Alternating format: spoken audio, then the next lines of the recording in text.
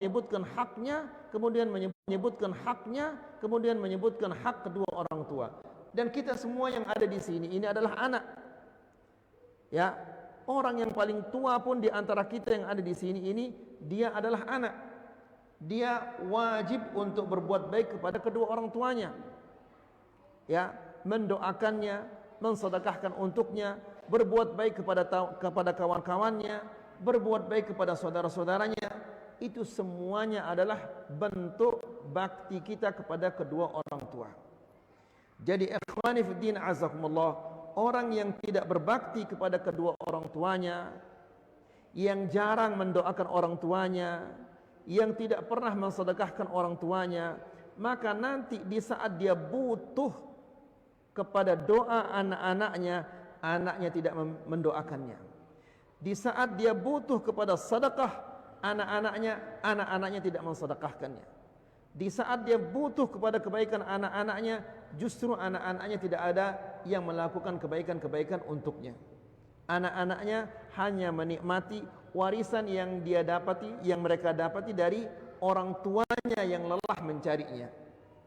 Ya, sibuk menikmati warisan dari orang tua sampai lupa mereka mendoakan orang tuanya, mensedekahkan orang tuanya. Siapa penyebabnya itu? Dia sendiri. Ya, yang selama hidupnya tidak mau mendoakan orang tuanya, tidak mau mensedekahkan orang tuanya, dibalaslah dia oleh Allah Subhanahu wa taala. Jadi ikhwani fiddin azakumullah, meskipun kita wajib berbakti kepada kedua orang tua, namun ada batasnya. Ya, selama mereka ini tidak memerintahkan kita untuk melakukan sesuatu yang tidak diridhai oleh Allah. Apabila orang tua memerintahkan kita untuk melakukan sesuatu yang tidak diridhai oleh Allah, maka haram kita taat kepada mereka. Allah Subhanahu wa taala berfirman, "Wa in jahadaka litusyrika bi ma laysa laka bihi ilm fala tuti'huma wa sahibhuma fid dunya ma'rufa." Dan seandainya kedua orang tuamu ini memaksamu untuk menyekutukan aku dengan sesuatu apapun juga, ya, fala tuti'huma, tidak boleh engkau taat kepada kedua orang tuamu itu kalau perintahnya adalah bertentangan dengan perintah Allah. Karena Rasulullah sallallahu alaihi wasallam juga dalam hadis mengatakan, la ta'ata li makhluqin fi ma'siyatil khaliq. Tidak boleh taat kepada makhluk dalam menentang Allah Subhanahu wa taala. Siapapun juga, kalau orang tua kita saja, tidak boleh kita taat kepada mereka jika perintahnya itu bertentangan dengan perintah Allah dan Rasulnya. Lalu bagaimana dengan orang lain? Ya, jadi ikhwani fiddin azakumullah, orang tua meskipun kita wajib untuk berbakti kepada mereka, namun berbakti kita kepada orang tua itu ada batasnya. Selama tidak diperintahkan kita atau perintahnya itu tidak bertentangan dengan Al-Quran dan Sunnah. Jika dia bertentangan dengan Al-Quran dan Sunnah, maka tidak boleh kita taat kepada mereka. Kemudian yang ketiga kata Rasulullah sallallahu alaihi wasallam, man hama janiyan mustahiqqan lil hadd asy-syar'i famana'ahu min an yuqama alaihi al-hadd.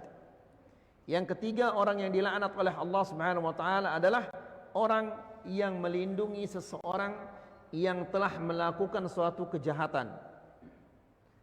Ya, kejahatan yang dia berhak untuk ditegakkan kepadanya had. Apakah dia diqisas, ataukah dia dipotong tangannya, ataukah dia direjam, ataukah dia dimasukkan ke penjara, atau yang lain-lainnya. Dia melakukan suatu kejahatan, lalu kita melindunginya sehingga tidak bisa ditegakkan kepadanya hukum Allah Subhanahu wa taala. Dan ikhwani fiddin azakumullah,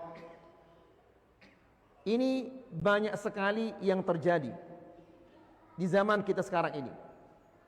Seseorang sudah jelas dia melakukan kejahatan yang berhak untuk dihukum, apakah dia dipenjarai atau yang lain-lainnya, namun karena dia dekat dengan suatu pejabat, ya, atau bapaknya jadi pejabat, atau keluarganya jadi pejabat yang tinggi, ya, sehingga dia aman, dilindungi, ya, sehingga dia tidak bisa dihukum. Yang seharusnya dia masuk penjara, yang harusnya dia dihukum dengan hukuman-hukuman, namun karena bapaknya pejabat atau dia dekat dengan pejabat, akhirnya dia tidak jadi dihukum. Nas'allahu salaman afiyah. Ya. Au radhiya bi bid'atin fid dini wa aqarraha. Atau dia meridai satu bid'ah di dalam agama, ya. Ini juga termasuk orang yang dilindungi oleh Allah Subhanahu, yang dilaknat oleh Allah Subhanahu wa taala. Melindungi orang yang telah melakukan kejahatan sehingga tidak ditegakkan kepadanya hukum, ya. Jadi ini ikhwani fiddin azakumullah, orang yang melakukan demikian sesungguhnya dia memogokkan syariat Allah, ya. Dan syariat Allah Subhanahu wa taala kita harus tegakkan. Kenapa ya ikhwan? Kita harus menegakkan syariat Allah. Kenapa kita harus menegakkan hukum-hukum Allah? Pertama, karena syariat Allah ini datangnya dari Allah. Allah yang menciptakan manusia, Allah yang paling tahu tentang manusia itu, dan dialah yang paling tahu tentang hukum yang cocok bagi manusia itu. Ya.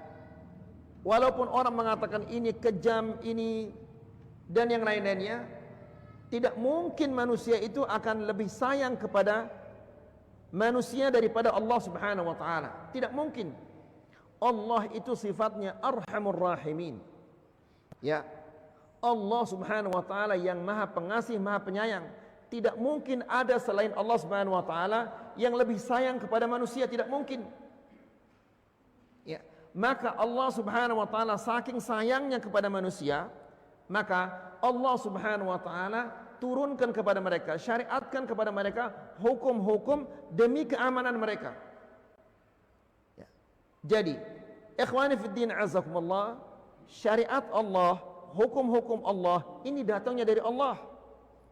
Ya, Dia yang menciptakan manusia, Dia yang paling tahu tentang kemaslahatan-kemaslahatan manusia. Makanya orang yang bunuh dibunuh, hukumnya dari Allah Subhanahu wa taala. Orang yang berzina direjam.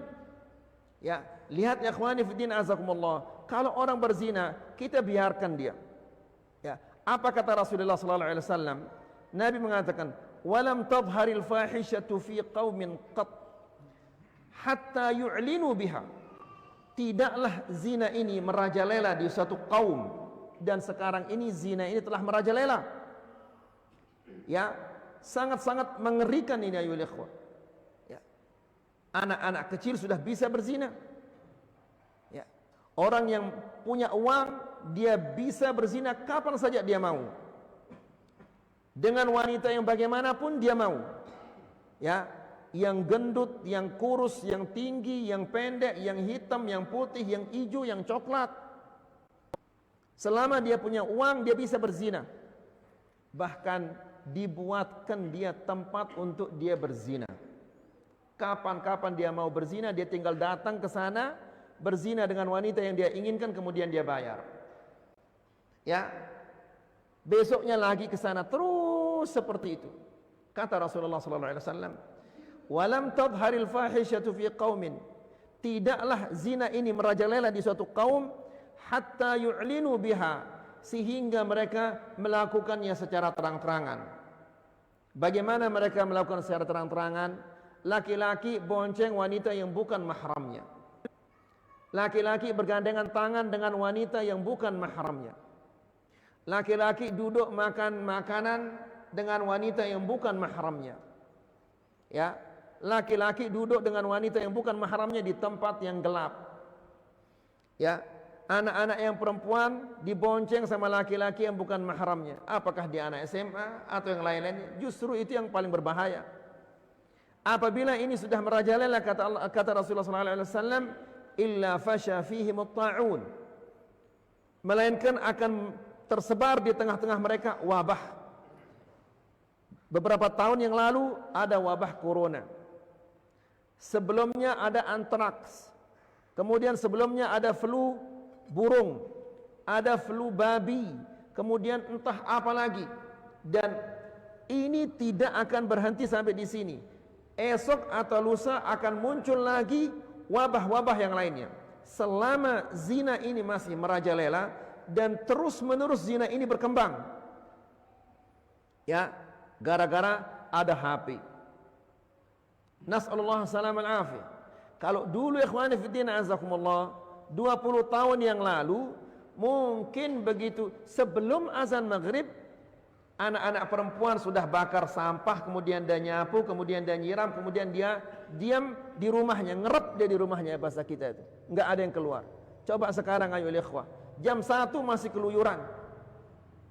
Ya, gara-gara ada Honda. Masing-masing mereka punya motor. Kesana kemari siang dan malam. Bahkan ikhwani fiddin azakumullah, saya pernah kajian di Sembalun. Ya, selesai salat Isya, kemudian kita diundang makan malam. Setelah itu saya turun. Di tengah-tengah hutan itu kita berpapasan dengan wanita-wanita yang naik ke Sembalun. Pakai motor ke Sembalun, bayangkan. Enggak ada takutnya, enggak ada apa-apanya. Ya, beda dengan wanita yang dahulu. Sehingga mereka dengan mudah bertemu dengan laki-laki yang mereka inginkan. Kalau dulu kan ada istilahnya apa? Midang. Ya, midang itu sulit dia bisa ketemu. Dia tunggu dulu bapaknya keluar atau baru dia bisa bertemu dengan apa? Dengan wanita. Namun sekarang yang perempuan justru yang mencari laki-laki. Nas'alullah salam al-afiyah. Jadi ikhwani fiddin azakumullah, Nabi SAW sudah mengingatkan kita, kalau zina ini sudah merajalela, maka akan tersebar wabah. Wal auja' allati lam takun fi asrafihim alladhina madaw. Ya, dan akan menyebar juga penyakit-penyakit yang tidak pernah dikenal oleh nenek moyang mereka dahulu. Ya, dahulu nenek moyang kita tidak pernah mengenal nama stroke, nama kanker, nama yang lain-lainnya. Dan penyakit ini akan terus-menerus berkembang. Akan ada penyakit-penyakit yang baru terus-menerus selama zina ini masih merajalela, maka penyakit-penyakit pun akan merajalela. Nas'alullah salamah wal afiyah. Jadi ikhwani fiddin azakumullah, maka satu-satunya jalan untuk menghentikan kejelekan ini adalah dengan ditegakkan syariat Allah Subhanahu wa taala. Ya, seorang yang berzina apabila dia muhsan sudah menikah direjam, yang lainnya kapok. Ya, sehingga kejelekan-kejelekan itu tidak merajalela. Ini orang berzina dibikinkan tempat supaya dia bebas berzina. Na'udzubillah. Ya. Mereka berzina, orang-orang yang taat kepada Allah ini akan kena dengan apa? Dengan kejelekannya. Ya. Wabah corona, semua kita kena. Yang saleh, yang taat kepada Allah, yang fasik, ya, pezina, pencuri, semuanya kena. Na'udzubillah. Ya ikhwani fiddin azakumullah, menegakkan syariat Islam ini adalah wajib, karena ini adalah syariat Allah Subhanahu wa taala. Kemudian yang kedua, syariat Allah ini dia tidak berubah-berubah. Dari dulu sampai sekarang sampai hari kiamat dia tidak akan berubah-berubah. Ya, yang membunuh dibunuh, yang mencuri dipotong tangannya, yang berzina direjam, dan hukum-hukum yang lainnya. Ini enggak berubah-berubah. Tapi kalau hukum yang dibuat oleh manusia, dia akan berubah-berubah terus. Ya. Orang yang melakukan demikian kita penjarai dia 10 tahun. Datang pemimpin yang baru, enggak cocok 10 tahun ini. Cocoknya 12 tahun aja. Dihukum lagi 12 tahun. Datang pemimpin yang baru lagi. Kasihan 12 tahun. Ya, lama sekali dia enggak berjumpa dengan anak istrinya. Kasihan anak istri. Kurangi menjadi 8 tahun. Datang lagi yang lainnya. Kalau gitu kurangi lagi 6 tahun. Dan seterusnya dia berubah-berubah. Tapi kalau hukum Allah ini dia tidak berubah-berubah. Ya, yang dari dulu pencuri dipotong tangannya sampai sekarang sampai hari kiamat tetap dipotong tangannya, enggak berubah-berubah. Kemudian ikhwani fi din azakumullah,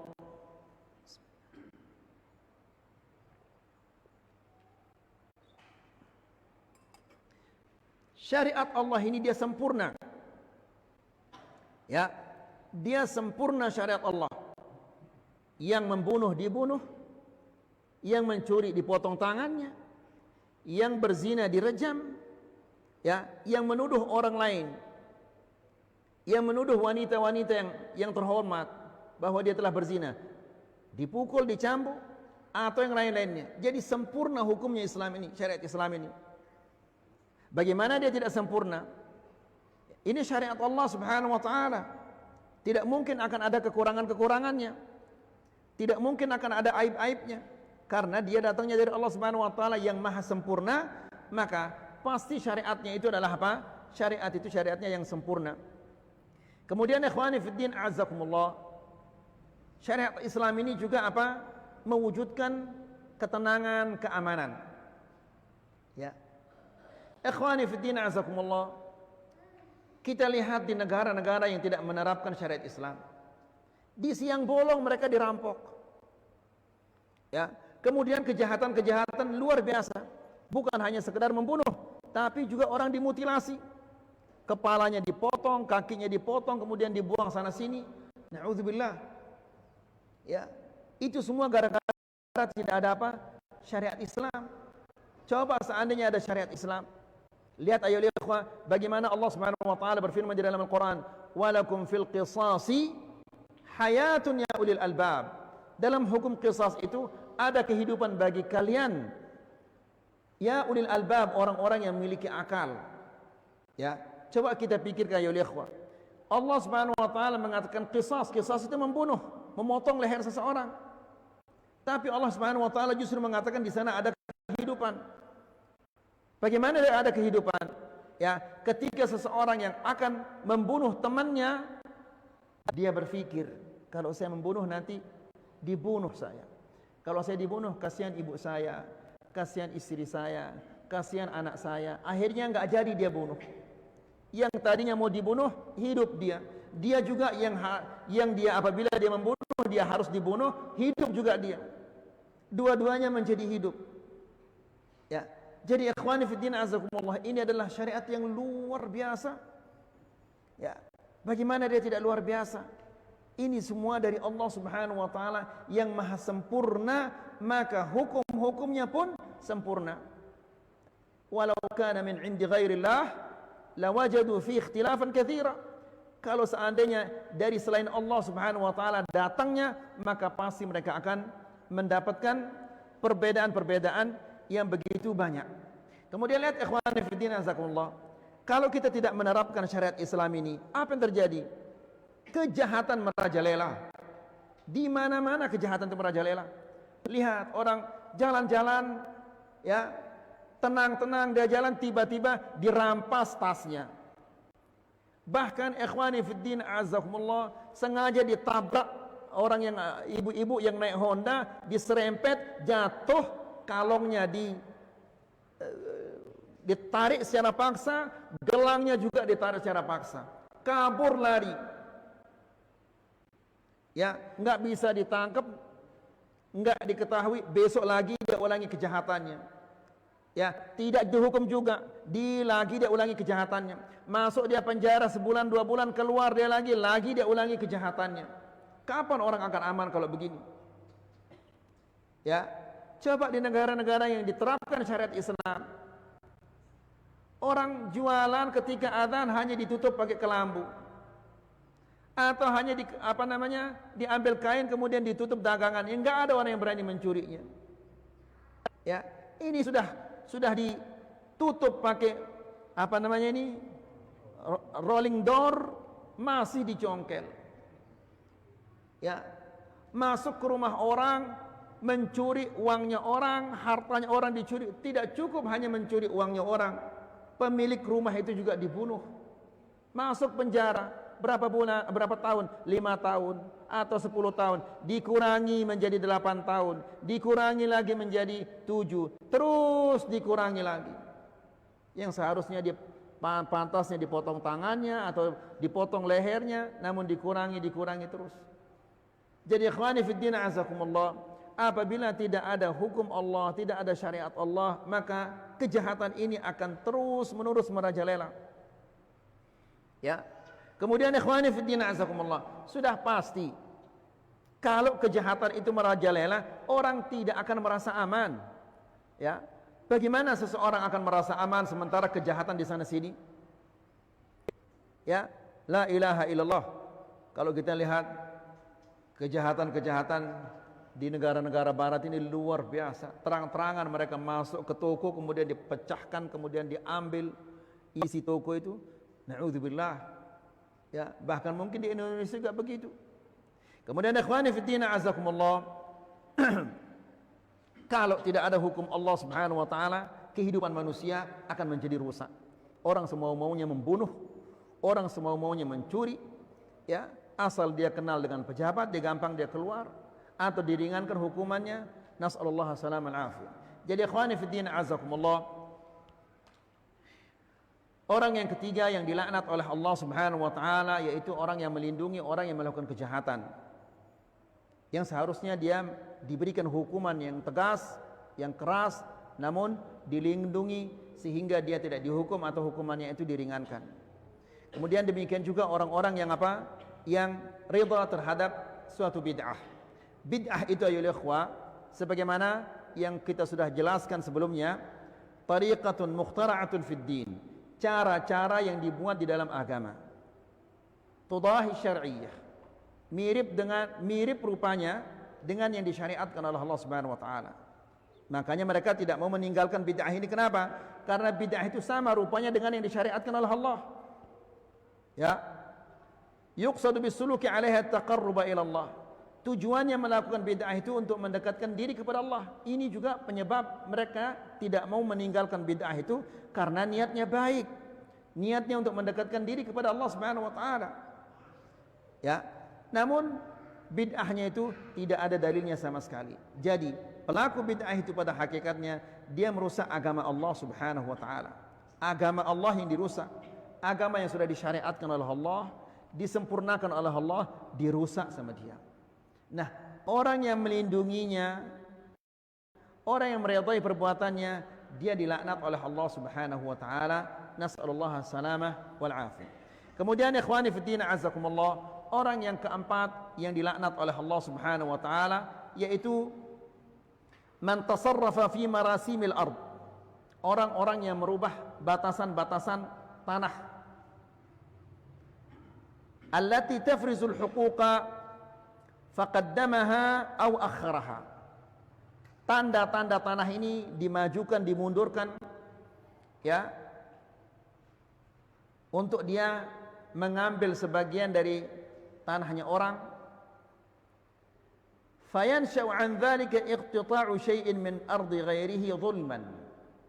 Yang akibatnya dia memasukkan ke tanahnya tanah orang lain dengan cara yang zalim. Dan ini ikhwani fiddin azakumullah yang paling banyak di pengadilan-pengadilan. Apalagi sekarang di Sembalun ayyuhal ikhwah. Kalau dulu tanah itu murah harga tanah, namun sekarang tanah-tanah di Sembalun ini apa namanya? Meroket. Ya. Sehingga kasus pengambilan tanah orang ini hanya itu saja isinya di pengadilan-pengadilan ini. Kalau dulu orang dengan hati yang tulus dikasih, dia kan enggak punya rumah, enggak, atau rumahnya terlalu kecil, dikasih dia, ya sudah nyuduk dulu di sini. Dikasih dia apa? Bahasa kita nyuduk dulu di tanah ini.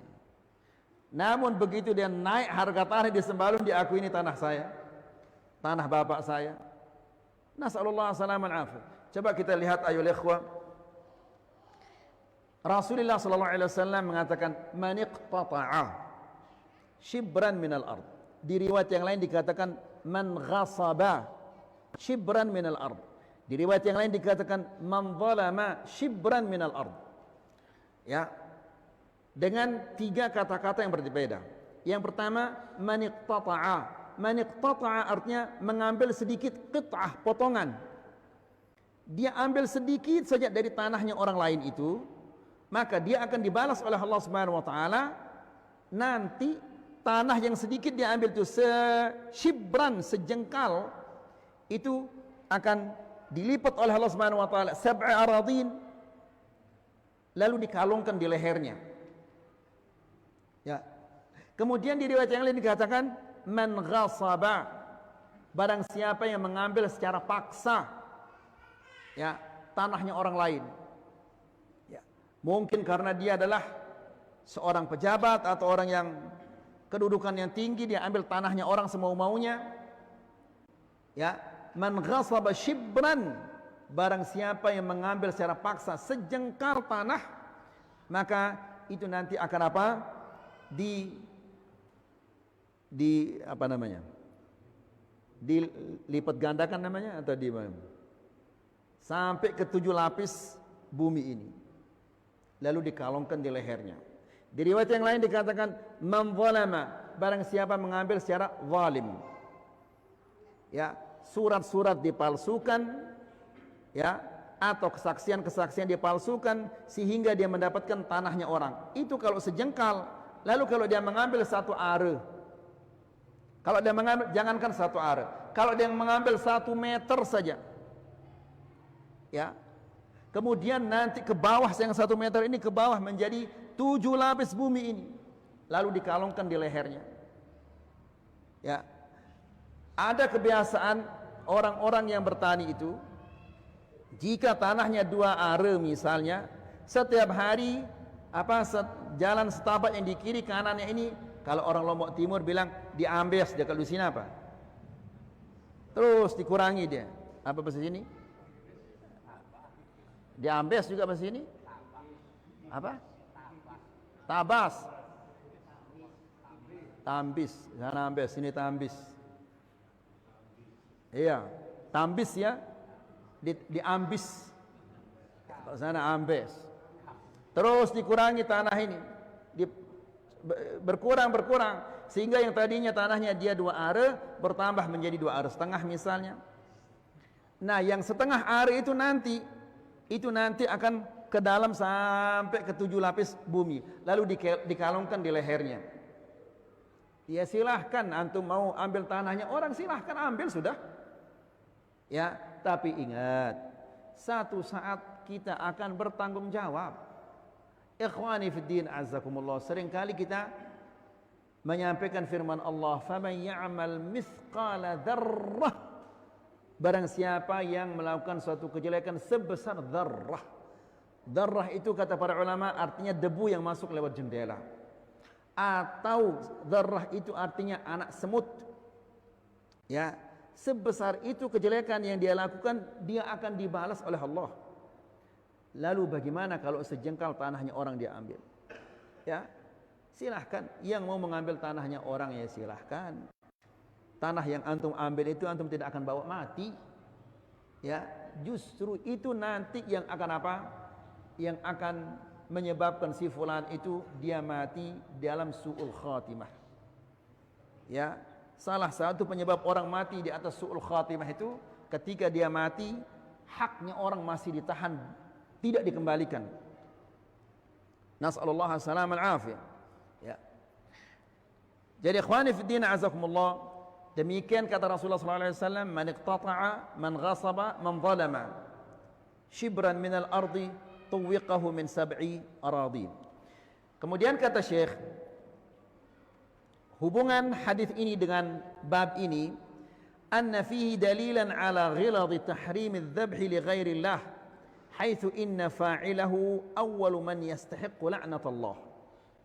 Ya, hadis ini menunjukkan betapa besarnya dosa orang yang menyembelih karena selain Allah. Ya, bagaimana disimpulkan seperti itu? Karena dia yang pertama kali disebut oleh Rasulullah sallallahu alaihi wasallam di dalam hadis ini. Yang pertama kali disebut adalah yaitu la'anallahu man dzabaha li ghairillah. Dia yang pertama kali disebut. Dilaknat oleh Allah Subhanahu wa taala orang-orang yang menyembelih karena selain Allah Subhanahu wa taala. Kemudian akhwani fi din azakumullah, apa faedah yang bisa kita ambil dari hadis ini? Yang pertama adalah anna adh-dhabha li ghairillahi muharramun syadidut tahrim wa syirkun fi muqaddimatil kaba'ir. Menyembelih karena selain Allah ini adalah haram. Ya. Dan syadidut tahrim, keharamannya sangat keras. Ya. Dan apabila seseorang menyembelih karena selain Allah, maka tentunya sembelihannya itu menjadi apa? Bangkai. Tidak boleh diambil, tidak boleh dimakan. Ya. Tidak boleh kita memakan meskipun dia mengatakan bismillah.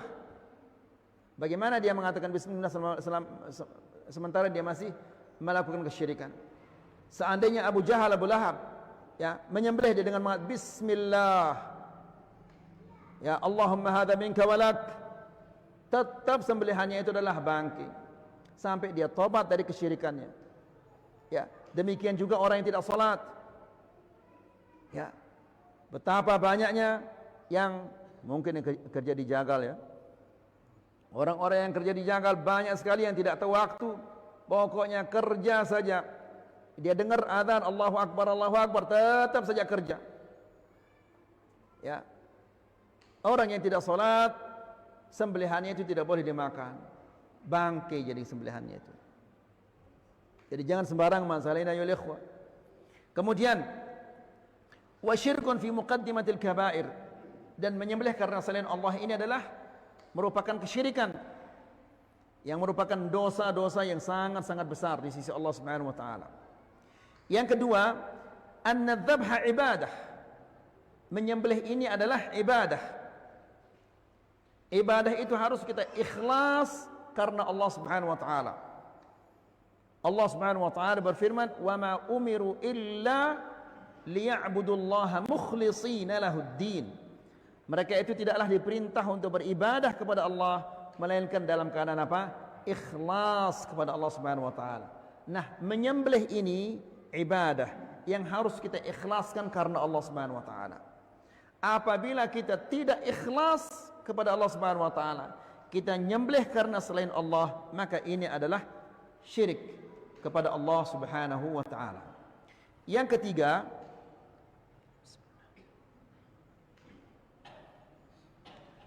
tahrimu la'nil walidain wa sabbihima mubasharatan aw tasabbuban.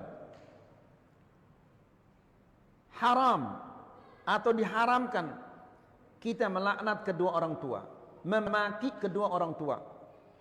Ya. Ya subhanallah. Di zaman sekarang justru bukan hanya sekedar dimaki orang tuanya, justru orang tuanya dijagur, dipukul, bahkan ada yang sampai yang membunuh kedua orang tuanya. Lihat ikhwani fiddin azakumullah, bagaimana jauhnya kita dari agama ini. Sampai orang tua bukan hanya dicaci maki, tapi dicaci maki, dipukul, bahkan sampai dibunuh. Wal'iyadu billah. Ini tidak ada yang melakukannya kecuali binatang. Orang tua kita, sejahat apapun orang tua kita, kita sebagai anaknya wajib untuk berbakti kepada mereka.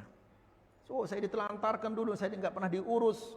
Sejak kecil saya diurus sama ini, dia sedikit pun tidak pernah mengeluarkan nafkah, serupiah pun dia tidak pernah menafkahi saya. Walaupun demikian, ya, dia kewajibannya berbuat baik kepada kita, kita kewajiban kita untuk berbakti kepadanya. Dia tidak mau melakukan haknya, tidak mau melakukan kewajibannya, dia akan dituntut oleh Allah. Kita sebagai anak, kewajiban kita untuk berbakti kepadanya, berbakti kepada kedua orang tua. Hak orang tua kita tidak tunaikan, maka kita akan bertanggung jawab nanti di hadapan Allah. Jadi masing-masing punya apa? Punya hak dan kewajiban. Masing-masing harus menjalankan apa? Kewajibannya. Kalau dia tidak menjalankan kewajiban yang ditugaskan oleh Allah Subhanahu wa taala, yang dibebankan oleh Allah Subhanahu wa taala kepadanya, maka dia akan bertanggung jawab nanti di hadapan Allah Subhanahu wa taala. Jadi, yang ketiga adalah diharamkan kita melaknat, memaki kedua orang tua, atau menyebabkan orang tua kita dimaki oleh orang lain.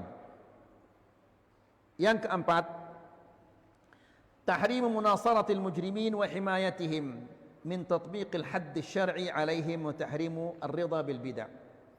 Yang keempat, diharamkan membantu pelaku-pelaku kejahatan, apapun kejahatan itu.